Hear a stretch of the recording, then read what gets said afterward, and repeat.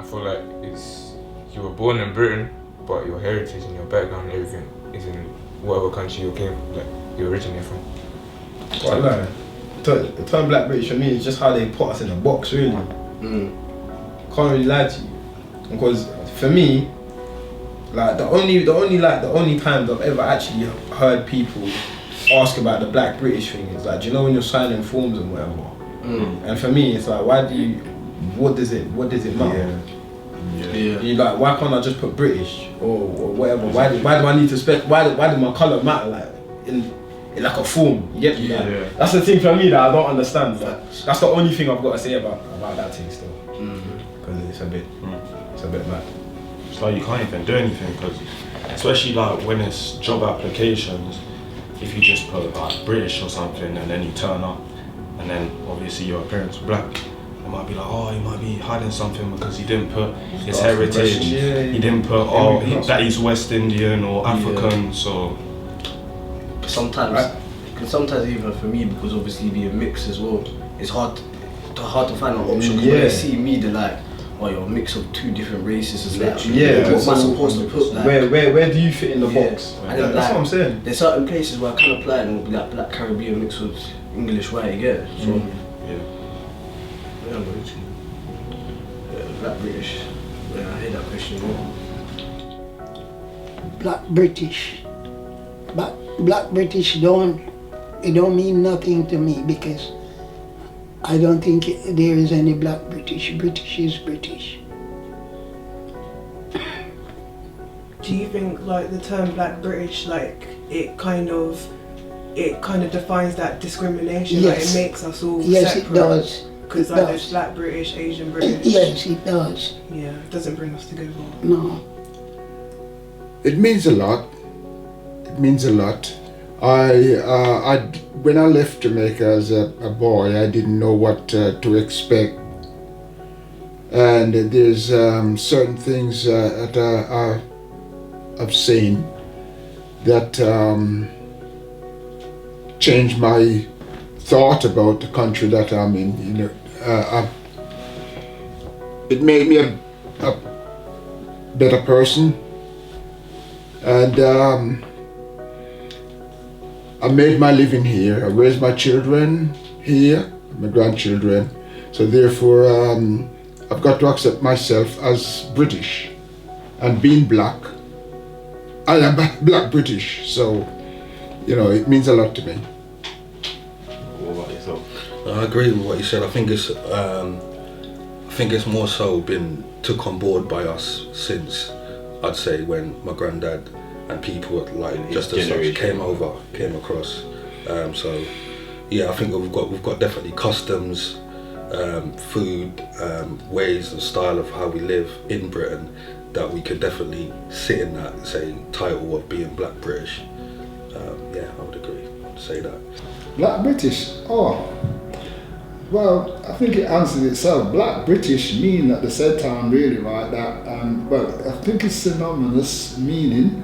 The term Black British means that people who are sort of born more like in the British, but I get the feeling really about Black British means about black people born in England, although it should be wider in terms of Black British. I don't really associate myself as Black British. I associate myself as Jamaican, yeah? Even though we was born on the, you know, in the British Empire, and in fact really was British before we came here.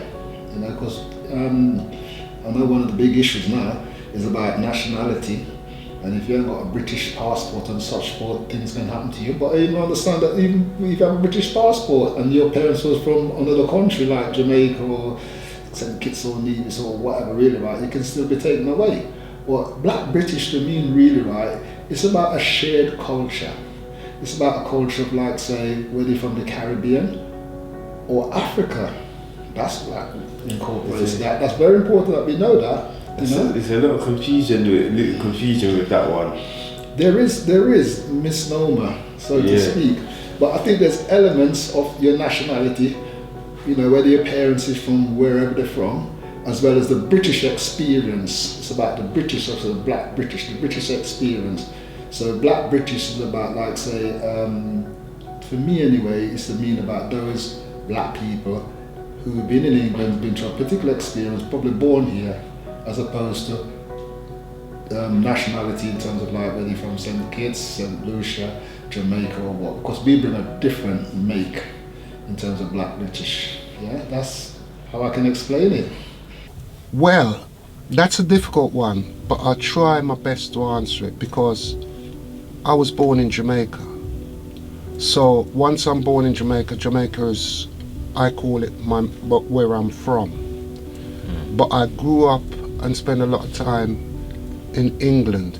So I suppose I always say Caribbean first, British second, because this is where I grew up and spent most of my life. So that's the way I'd have to answer it, because as I said, I wasn't born here, so I don't feel 100% British. Black British to me, in the first instance, is someone from African Caribbean heritage that is born in the UK, and it can extend to people who have purchased their British citizenship. But the first instance in my head is the ones that's been born here that have African Caribbean heritage. But I am also British because I buy mine.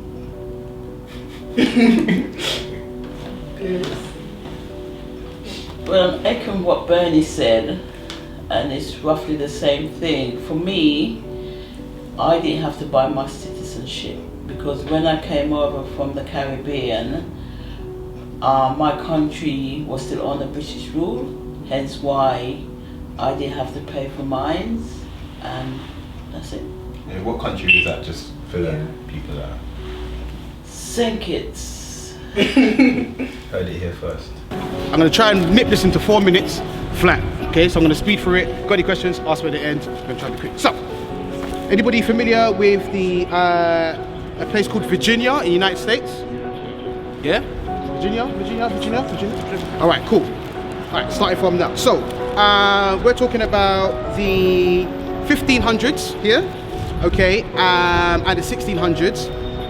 Britain invaded the United States where the Native Americans were. Okay, they went over there, they wanted new land, it was like, hey, we want that land, that's it, it's ours, cool, fantastic. Now, so when they went there, they took over a place called Virginia, which is on the east coast of the United States. Okay, I'm just gonna do a quick little power walk. That's Virginia, that's Virginia, that's Virginia, that's Virginia, that's Virginia, yeah? Okay, cool. Right, so they were there, everything was fantastic, and they had a service called indentured servants, meaning any prisoners, mainly the Irish people, if they committed a crime, they will be sent to Virginia to work the land, which is tobacco farming. Okay? Britain had that system going on for decades. It was only in 1619 that the first enslavement ship made its way to the United States with Africans on it, kidnapped Africans on it. Cool, right? So you have a plot of land, people harvesting tobacco, you've got English and mainly Irish people, and you've got Africans, kidnapped Africans. They were slaves, they were indentured servants. Can I get you to hold that for me, please? Fantastic. So, in this area, this was the hierarchy. You had planters, these are people who owned plantations. Then you had free white farmers, white indentured servants, free black people, and then enslaved black people. That was the hierarchy in Virginia, okay? Cool. Now, their Houses of Parliament was something called the House of Burgess. That's what it looked like. Just House of Parliament, it's called the House of Burgess. Okay? House of Burgess. That's what it looked like. Okay? Cool. The governor of the time was a person called Sir William Berkeley. Spelt Berkeley, but it's Berkeley, yeah? He was running the show for the king, which is King James at the time, in England. So he was controlling what's happening in Virginia. Now, thank you very much, sir. So what was happening was, for the indentured servants, the Irish people that was working there, and some of the English people, they were promised, if you survive 4 years, you get your own land, you can build your own thing, X, Y, Z. So they're like, cool. But a lot of people died from like malaria because it was like swamps they were working in. So it was like a trick. They come work, but they know they ain't gonna last 2 years, they're gonna die. So people just kept getting sent over. However, some people did survive. And when they did survive, they was like, so where's my, I've done 4 years, where's my plot of land, where's all this stuff? Yeah, we're gonna promise you that in a minute, don't worry, we're gonna sort you out. People got aggravated. Then comes this man. This man's name, Nathaniel Bacon. Nathaniel Bacon. Okay. Nathaniel Bacon, he was an Englishman, was like, hey, we've been waiting a year, we haven't had any property from you lot, what's going on? Barclay's like, just wait. He's like, nah. So what you're seeing in the picture here is enslaved Africans and English Irish people rioting and burning down Virginia. He was like, if we can't get any land, no one's getting any land. So they burned down Virginia. Cool. Berkeley, he fled. Thank you very much. And he left. The people that was left there were people who were rioting, people that wanted land. What they decided to do is go past the barrier that was set up. Okay, the barrier that was set up was to separate the indentured servants and the enslaved people with the native Indians, because there was an agreement, there was a treaty that was made. But Nathaniel Bacon's like, nah, I'm controlling a different section. So they killed a lot of native Indians. How they progressed was they said, all right, so we don't have this happening again, what we need to do is make sure that we get all the land and we don't work. But we need people to work for this. So in 1681, an agreement was made by law to say the free people who could control the land, we have to call them white. Those who were enslaved, we're going to call them black. Only from 1681 is the term black and white ever used. Prior to that, it was Christians, it was Creole Africans, and enslaved people. So only since 1681. 1681. You said 85? Hey, what?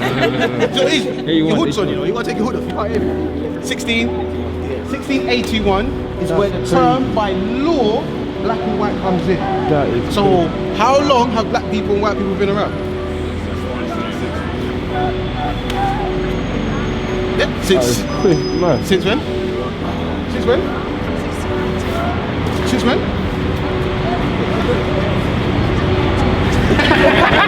Exactly, since 1681. That's it. Only since then.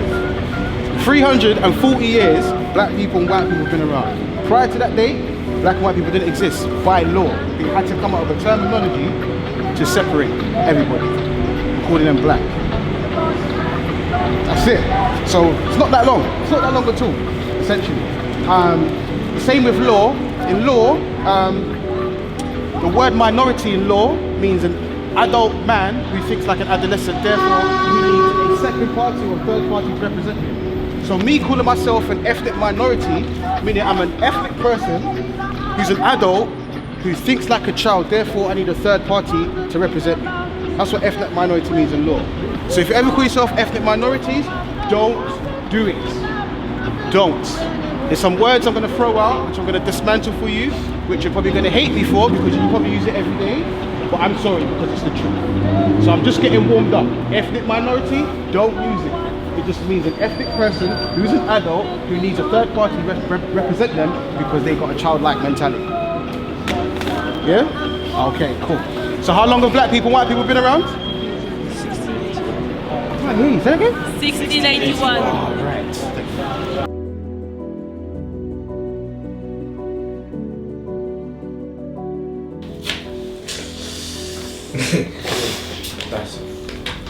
That's a a lot of questions still. Here's why I'm going to ask you that quick, yeah? I've talked to my mum about this kind of question, and she's always said, listen, yeah, the only reason she's here because of family and stuff like that, and wherever with this country, and they've got certain things that our country don't have. But she's always just said to me, listen, give us back Jamaica, and she'll gladly go back. And it's proven to me like, she's saying that because that is our home, that is where we're from. Yeah. That's where we should be with our family. Not we shouldn't be on the other side of pretty much almost this world from you. Like it's like a 14 to 16 hour flight. Now what's up with that? I'd have to be so far from family, you get me? I think it's stupid personally. So no, I don't see this as my home. No, definitely it has changed. Yeah. A lot of it has changed because I think home for us, this is technically speaking, now this is our home for a lot of us. Yeah. This is the this is the country that we call home. But that only changed really because of how when a lot of our grandparents came over here to kind of get work to kind of feed their families. Yeah. So them having a family here and whatever, and it going further down the line, that is what it made here our home. But yeah, generally speaking, no, it's not our home, because our home is really back where, or back in our country, where we come from. Going back to what you were saying before.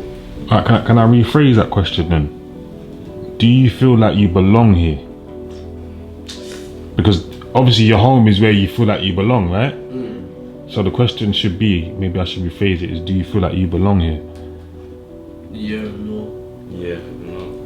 Yeah. It's a two thing, because sometimes, like going back to the whole racism kind of story, there's certain places I go to, and because of just my skin colour, I feel a bit out of place. Yeah. Like, Like we've been to certain areas. Like me and him went up to Brum one time, and we had to go in a certain area in Brum, and there was just no black people at all. But then Brum, I don't know, it's not even just. But It's not just in Brum. It's everywhere. There's certain areas where there's. Because of that, you feel like, that's why when I see them certain people, they're acting a different way than they should be, in a weird way, just to fit into that crowd or kind of that circle. And I feel like, listen, you can be yourself, you know, like there's no harm in being yourself, you get Yeah. Like, you see some people that I don't know, they're so, when they see black people, it's like they're so intrigued. They're like, what is this? Yeah, they love the stories, man. What is this guy? He's so different. It's like nothing's different. I'm a main guy.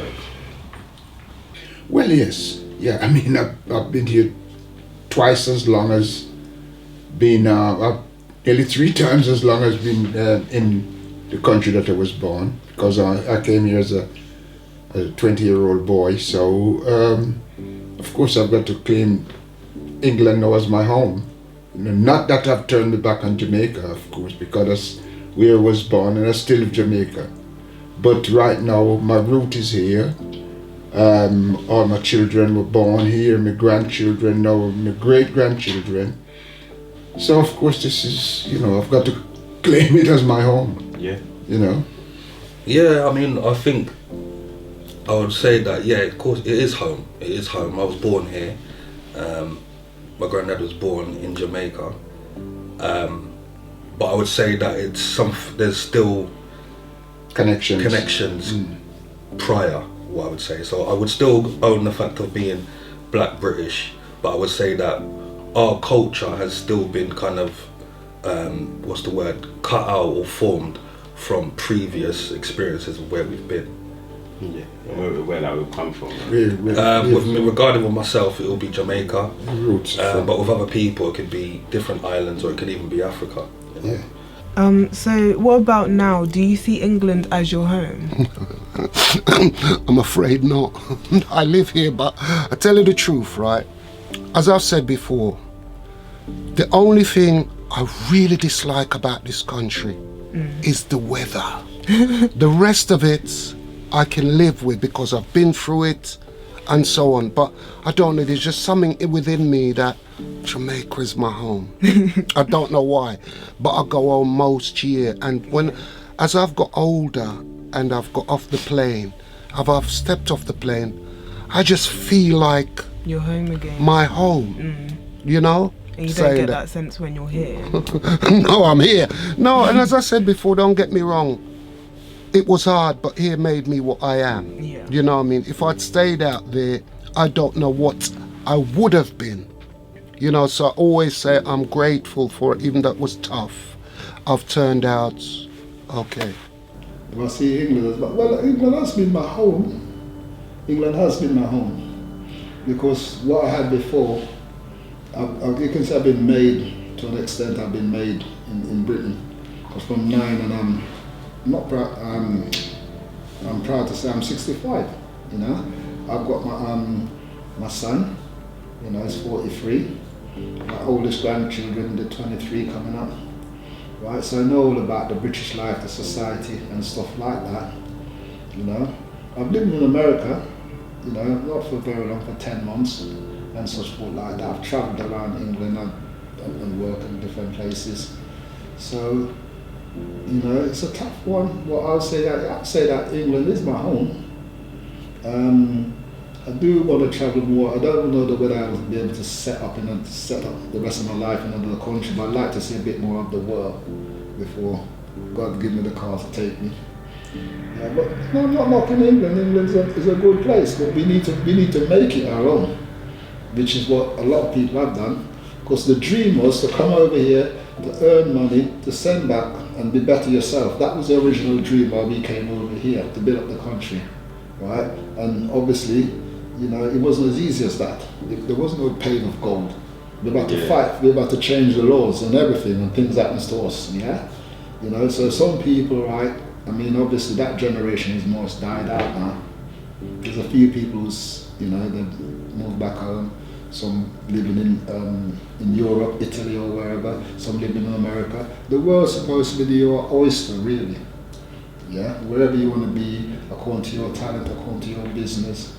Yeah, so, but there is a thinking now that England is going a bit down the pan from certain section, you know, that, you know, there's a whole lot of changes that's happening in England and Europe, you know, and all that kind of stuff, and laws coming in, and, you know, but there's still opportunities depending on what you want out of life, you know, so, yeah, I'll say England is my home at the moment.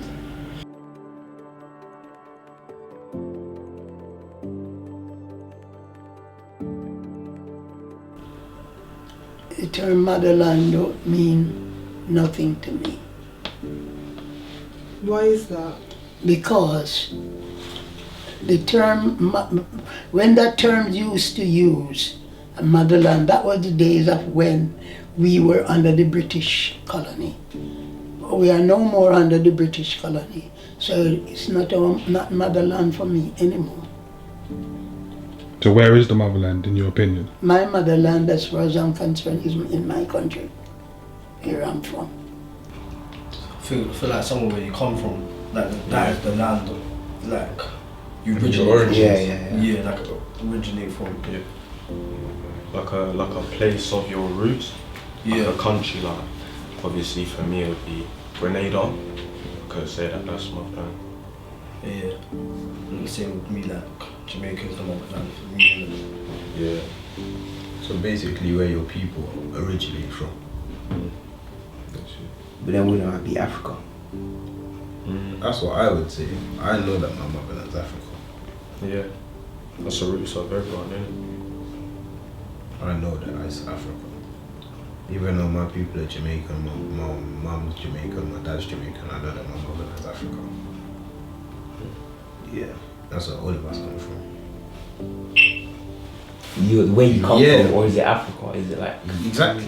Yeah, that's a question in itself, but because same way how like some of our grandparents, some of them was taught that it was England. I know for my grandma, she said that her mother language was England. They taught her that it was England when England was had right over Jamaica before they become independent. So that's why it's one of those ones that it's a deeper thing really, because what they would teach us in school, they might even teach us in school that they'll probably try to tell you that it's England for us as well, just because we want it, when it really isn't. So motherland. Where I come with these questions from? Are you bring up these questions? Motherland, right? That's questions that make you think, don't they? Yeah, definitely. I'd say so. Motherland, right? Oh, motherland means Africa, really. You know, in terms of my sort of feeling, motherland is Africa. You're coming from the motherland. You know, that's the mothers of all land. You know, the Caribbean, Asia, whatever you want to call it, and I'm saying that's the motherland. That's the cradle of. That's where civilization comes from. We know it's from around Egypt, around them places. That's the motherland, mothers of all land.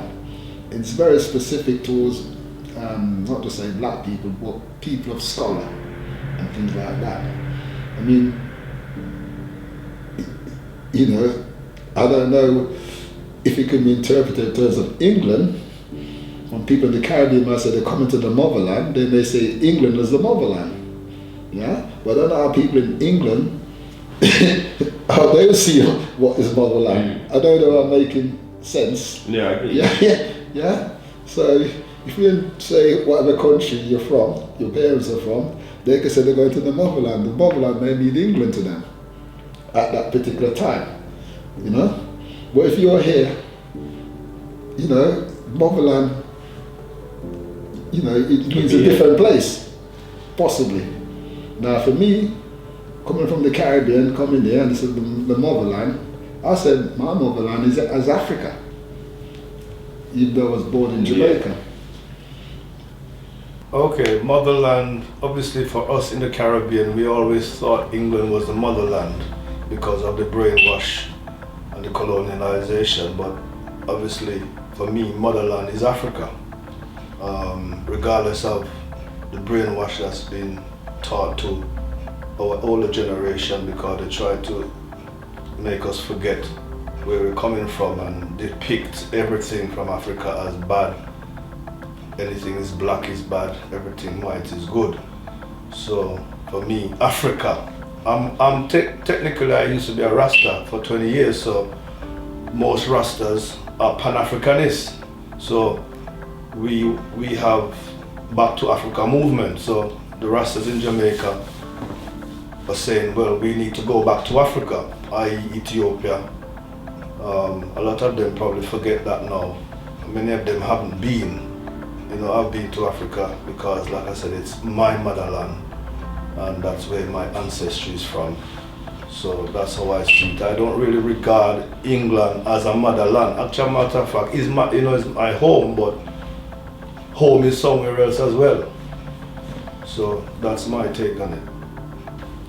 For me, motherland, well, we started from Africa because we're from Africa, and then it started there, and then as slaves, you know, we went all over the Caribbean, and to me, my motherland is Africa, although I wasn't born there. But then it's St. Kitts because that's where I was born and that's where I came from. So it's between Africa and the Caribbean, and sometimes it's sad because some Caribbean people don't associate themselves being from Africa. I remember once we was at Starlight and we was doing like costumes, and that year the theme was Kings and Queen, and we sort of like dwell on African kings and queen, and one lady who's from the Caribbean says, Africa! I'm not from Africa, I'm from the Caribbean, so I don't want to take part. And for me, that is sad because she's dissing where our forefathers have started from.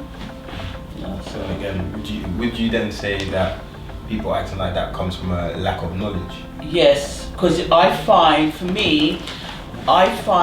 a lot of the older generation, say our parents, our grandparents, they never had no knowledge whatsoever, so they only know like the Caribbean to ask. And another instance why at my church we did a Black History Month, and this was so sad because we was talking about Mary Seacole XYZ, and one of the elder generation, she didn't even know who Mary Seacole was. Wow. So I had to actually explain who Mary Seacole, and at the end of the day, even now I feel that the older generation and the young generation need to know about their history, because at school you're like only taught about slavery, and our history is more than slaves. We got vast wealth of history from all over but So what we're going to learn about today, essentially,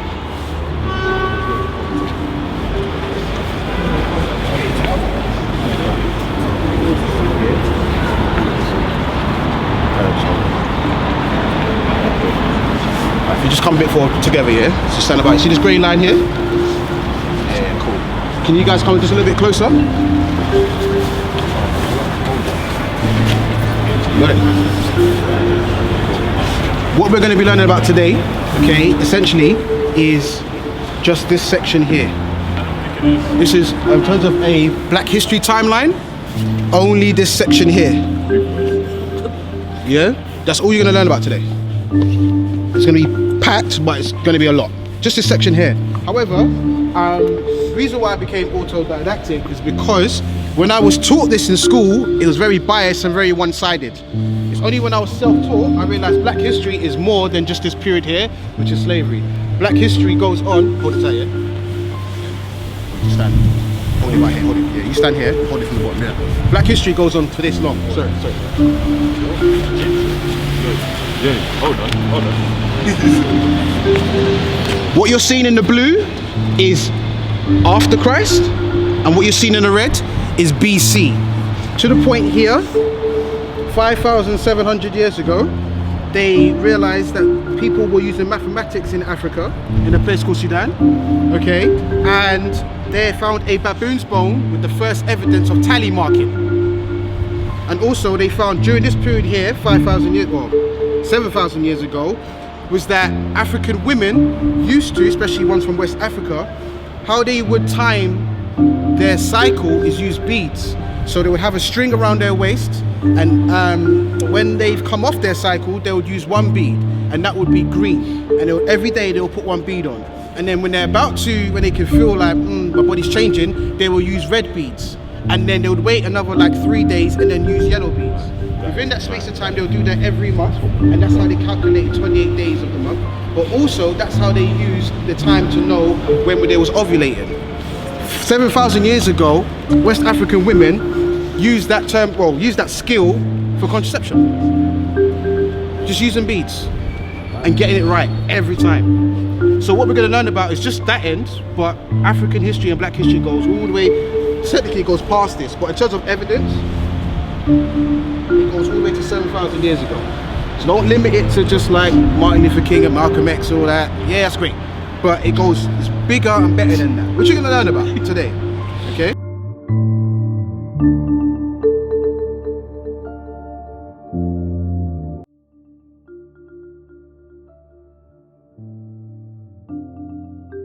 Of course. Life has changed. I mean, we don't have like coal fires anymore and paraffin heaters. But then some of that. That's from last week.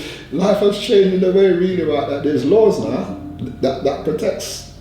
It shouldn't have to have laws to protect people, but you know, education has increased. Life has changed. Life has changed because even like with school, there's things that, you know, in schools that how I was schooled, brought up in school, that they don't have it anymore, you know, like, but first you'd have corporal punishment, so to speak, you'd have the slippers or the cane as an example. Well, you don't have those things anymore, you know, and things like that. I'm not saying I'm going on the aggressive side of things. You know, I think the European Rights and Convention on Children, and you know, even social services are intervening in people's life, marriages, and you know, those kind of things. Life has changed in terms of like, even in terms of work, and you know, even in terms of like the roles men and women. You know, more women in different positions and whatever. You know, blacks as well, such forth. Life has changed in that. Oh, there's so much, you know, in terms of life has changed. But then, communities, when you look at community values, you wonder really, right, has it changed for the better? You know, in terms of community values, in terms of how how people used to be, how it was from the 70s, 60s, you know. Then we have a look and say how much finance or how much representation there is. What monuments, you know, so you want to, you know, if you talk from a black perspective, and I think we're looking from a black perspective, like, what have we achieved? We've achieved a lot, but materially, you know, we wonder all that kind of thing. You know, so we've got to keep on making ourselves into society. I have seen a lot of changes, of course. What about concerning family as well, I'd say as well? How have families changed? When you first come here? Yeah. In fact, you used to have families, for instance, living a lot of families in one household. Well, of course, you know, we used to live in, the fortunate ones that came early in the 50s, quite a few of them bought their own homes because dwellings was very difficult to get, you know. There was, I've seen signs here where, and you might have heard about it, where there was notices put in windows, no blacks, no Irish, no blacks, no dogs. I have seen that. Yeah, it's something, you know, that's something. I have seen no, that. We can't fathom that. Imagine trying to buy a house now and you see that in there. Yeah, it wasn't very often, but there was times when I've come across it, you know. And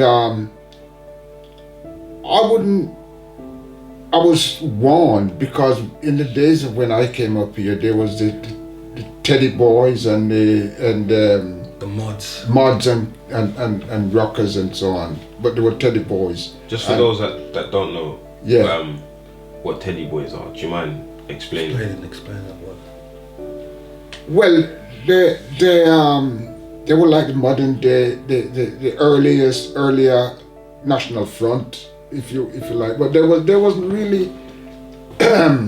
I wouldn't say they was going around and picking on people of color, as say.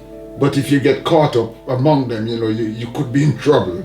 I mean, you have your different islands, and we have roughly the same culture, though there might be slight differences. But when we came here, we were all from different islands. So in a sense, it become like a British Caribbean kind of culture, where music and the food we eat and all those things, that's part of us. So in a sense, we got along with each other from different islands, and we share the same stuff, dancehall, whatever it was, calypso, whatever it was, you know. Because when I started, there was no such thing as reggae. When we came here, it was blue beat and ska, and then it started to be reggae. But all that is culture. But for me as a Pan-Africanist, I know in this time that a lot of them is now trying to reclaim the African ancestry. And when we realize that a lot of words that we use, whether it's in Jamaica or the other Caribbean islands, actually stem from Ghana and Nigeria. Certain words that we use. Uno is also I think is in either in Nigeria or Ghana. They still use that word, you know. So is as you grow up and you realize, well, we still have the African culture, but what you do, you create your own. I don't know how Linus sees. Because I feel like growing up, we were more united. We were more there for each other. And also, some people come from the Caribbean, Jamaica, whatever. We all got on, and I think it's only now it's like it's us and them. It's the Caribbean versus the Africans, and you know what I mean, and sort of things like that. And if you say like today, for instance, I was at an elderly lady, and she was saying about like the nurse come, a black nurse, African nurse would come, and she'd rough her up sometimes, giving her injections and sort of stuff like that. And then we was talking about exactly the same thing, saying that when you're from the Caribbean, sometimes you look after the Caribbean people better. When you're from Africa, you look after African people better. And like growing up, we was united, and we would we look after everybody. But now all that is changed. Yeah, man, that's the thing about our generation. We support each other. Now what we have is a cold. Well, it's probably died down a bit. A cold war, Marsh Farm against Lucy Farm and Ray, which is a load of rubbish basically. Because you find say the parents of these kids now, which are the generation after us, all of us grew up together. All of us go dance. You know, if we get a little, we throw two punch and it done. Now it's like it's gone, and you know, kids that. What do we parents say? My kid and your kid, we are friends. We the parents are friends, but you are in war with each other. And this is a thing where they closed down all the youth clubs and everything, where at least them used to be able to come to a youth club, especially Starlight, and we all came from different areas because Starlight is in the town. So people, either they go to school, they have to pass through and get a bus, so they will take a little time out and come Starlight.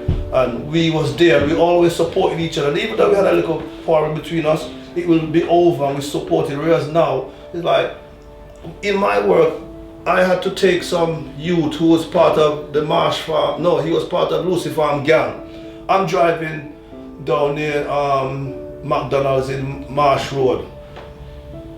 And he started to go paranoid because I'm so near to Marsh Farm and he's from Lucy Farm gang. And all those things, we would solve them in the youth club, you know, but now it's like, that man over there, that one over there, you over there, and all of our parents, we still party together, we go together.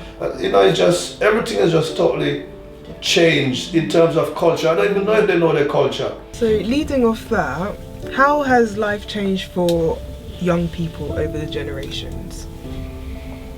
Ooh. Has it changed? All right, I suppose I'd be lying if I said it hasn't changed. There's a little bit more opportunity. When I say opportunity to be able to go and study and so on and still have some sort of support from your family. In my time, most of us couldn't because our parents couldn't afford it. And like I said to you, we moved from London to Luton. The reason is my parents couldn't afford to buy a house, right? And they're buying a house in Luton for about £4,000 or £5,000. So you can imagine someone can't afford that. They had to come out of London because the houses are probably £10,000. So you can imagine what they were earning. There wasn't much opportunity. So me as I suppose you call me first generation coming up, those opportunities wasn't there. You know what I mean? My kids, my daughter had an opportunity to go on to university and whatsoever.